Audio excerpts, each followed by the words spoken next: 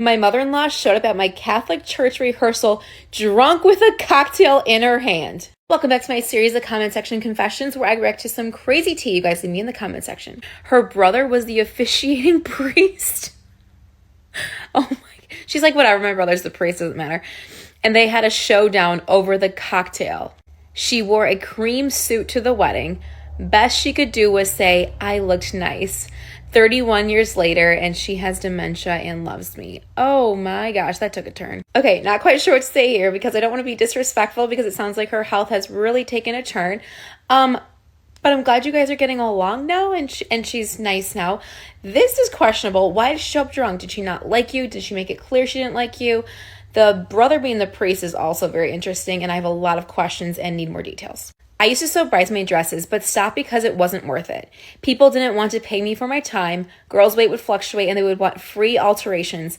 I now only sew for close family members. Usually alterations on wedding or bridesmaid dresses for my daughter-in-law.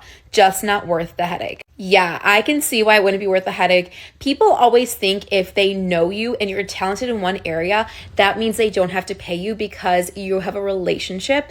And this is one thing that I find very frustrating about this industry, or I guess many industries. I literally just read a story about this where this girl asked someone to be a bridesmaid because she knew she was good at sewing. And she had the girl sew all the bridesmaid dresses. And I don't want to spoil it because it's coming out in a future podcast, but I was shocked. Never once offered to pay her for her time or even the fabric, the supplies. Like it's mind-boggling to me. Mind-boggling to me.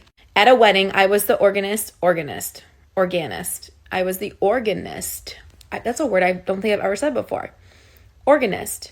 For a Catholic priest, during this homily, ranted about how much he prefers doing funerals over weddings. Like, not the time or the place, dude. Okay, wait, but I need to know, what was his reasoning for preferring funerals over weddings? Because that could say a lot. I mean, it says a lot about him in general, but I need to know. No big drama. In fact, it was more funny than anything. We had a very small wedding in 1981, about 20 people. The reception was at my parents' house and a good friend made our cake.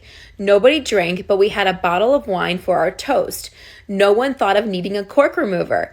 My dad used a knife and cut his finger while trying to open the bottle and had to go to the ER for stitches. No. The funny part was my mother screaming in the background, "Don't bleed on the cake, Hillard." She's more concerned about the cake. Over and over. My cousin took him into the hospital. He got stitched up and was back home within the hour. Every year on our anniversary, when we toast each other, our toast was, "Don't bleed on the cake." Okay, that is hilarious, and I love that quote. I think I might just start using that for random things. Just don't bleed on the cake, just to kind of throw people for a loop. Also, very clearly, a family that doesn't drink is not going to think of a wine opener for a bottle. It's just very obvious. So I love that there was a happy ending, and we can laugh about it now.